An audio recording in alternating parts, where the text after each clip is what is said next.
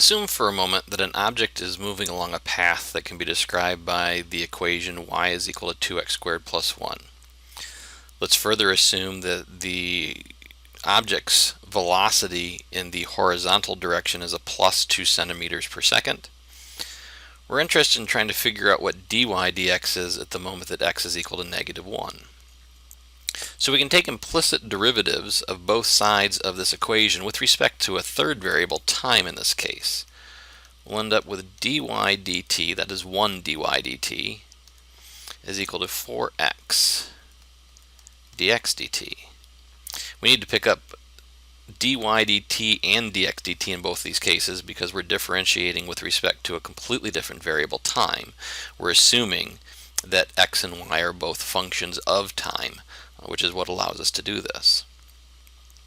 So if we plug in some values here, we're going to have the fact that dy dt is equal to 4 times negative 1 times dx dt, which is 2.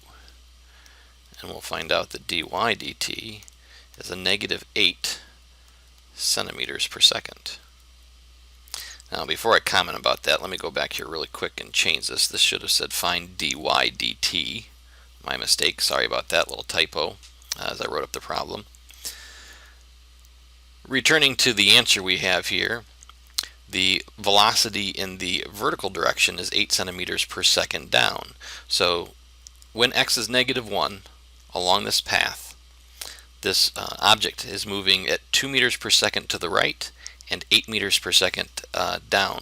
So it's going to be moving at some angle kind of in between moving to the right and moving down. So it's going to be moving into the fourth quadrant, if you want to think of it that way, or in that kind of direction if we were actually at the origin. We're not.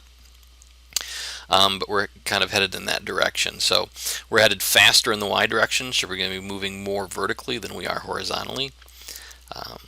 But if you set up a triangle and let one side be 2 and the other side be 8, so we had something that looks like this, or then the object is actually moving in this direction right here.